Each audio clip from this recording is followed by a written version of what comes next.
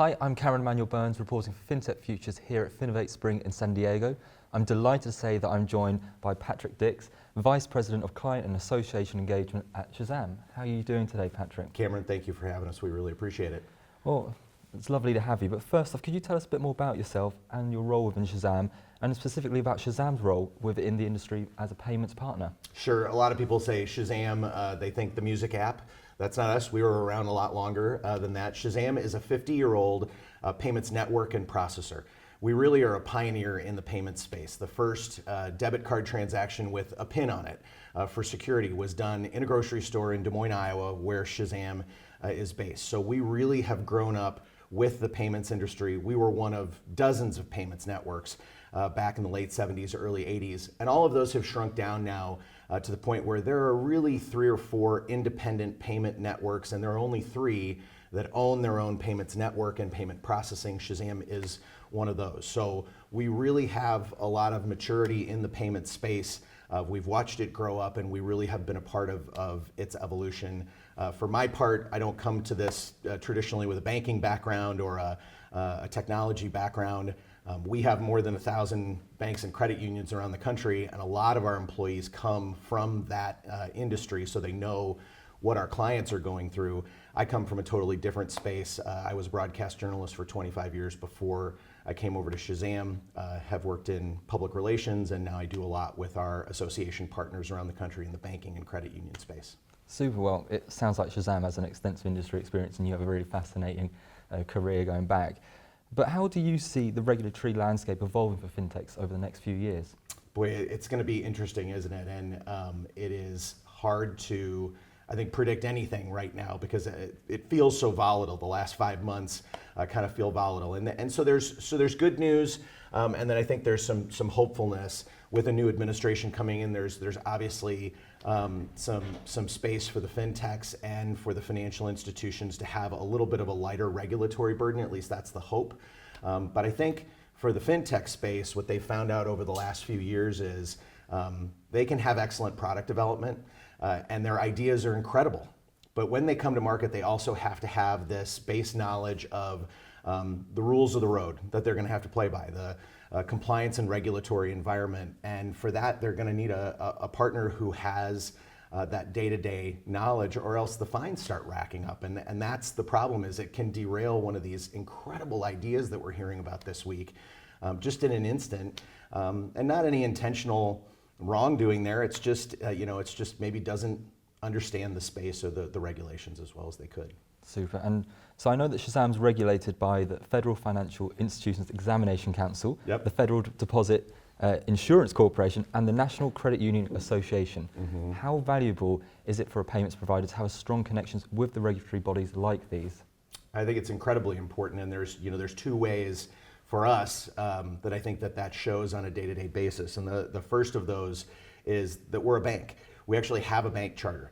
So we know what it's like to be examined by these agencies. We go through the same thing all the time. And so we have people who are dedicated to this on a day-to-day basis. We also thought it was important to understand what was going on in Washington, to the point where we said 8 or 9 years ago, we need to start up a government relations division of our company. And that person goes to DC, travels back and forth, and they don't lobby for things. They're really there more to educate. And when you talk about congressional offices where every couple of years you might see some turnover, staff turns over, that education piece is really important. Being a partner for those lawmakers, for those policymakers, for the regulators to say, how would this impact a community bank or credit union if we put this into place on the ground? What is the impact of this rule that was just put in place or that's been in place for 10 years? We can give them that kind of insight. And a lot of what we do is just build relationships and have that education. We're not up there asking for anything or trying to push for anything. We're more really trying to give them perspective of our member banks and credit unions. Wonderful, thank you. And so what qualities should fintechs look for in a payments partner to navigate the regulatory uncertainty going on right now? So many, right? You could make an exhaustive list, but I think as we thought about where we were going to speak in this conference and what the timing of that, it was sort of toward the end. And when we talked about it a little bit, we thought, okay, there are all these great ideas. People are going to think all these big thoughts. What's next when you go home? The practical aspect of this is, okay, so what does a partnership look like? And so this idea of partnership is what we landed on, and we came up with 3 things that we thought were really kind of important. One is committed flexibility. Those words don't exactly match, but for a young fintech who sort of has a winding road ahead of them, or might not have gone from A to B on a straight line, they need a partner who has that committed flexibility to say, we see conditions have changed for you. We're going to be flexible enough to be along the journey with you, instead of, nope, sorry, you signed a contract, we're done. That's all we're going to be a part of. I think the other thing that we talk about is picking winners. We put winners in quotes, and that kind of partnership means that it would be easy to pick a fintech that says we've got 10 million transactions a month right out of the gate. Great, winner. I think the better partner is one who can see a fintech who has an idea that is evolving and will mature over time, and then bets on them over the long term. And I think that kind of long-term partnership, picking that kind of winner, is one of the keys that we see to partnership. And then the third one is one we've already talked about, and that is that deep expertise, the maturity to understand walking in the door and to anticipate what those day-to-day challenges are going to be on the regulatory and compliance side. That day-to-day knowledge, somebody who works in it, who is in it every day, is, I think, someone who is going to be a key partner for a fintech who wants to get into payments. Mm-hmm. Well, you kind of touched on it a little bit in there, but how can SHAZAM specifically help fintechs navigate the complexity of picking the right payments partner? I think this has to be a right fit. Not everybody. I think we talk about, when we look at partnerships, we're not for everybody, and everybody isn't for us. And so you have to have that recognition going in, first of all. But I think the thing that makes SHAZAM unique is a couple of things. One of them is that combination of the payments network and processing, and the deep longevity there, the understanding that we have in that space. I think that's something that's unique to SHAZAM. The other one is our structure. We're member owned and not for profit. And so rather than saying, hey, I've got some shareholders to make some money for here in the next quarter, we can take a little bit of a longer term view on some of these partnerships. And I think that makes us unique. It gives us a unique perspective on what is and what isn't a good partnership.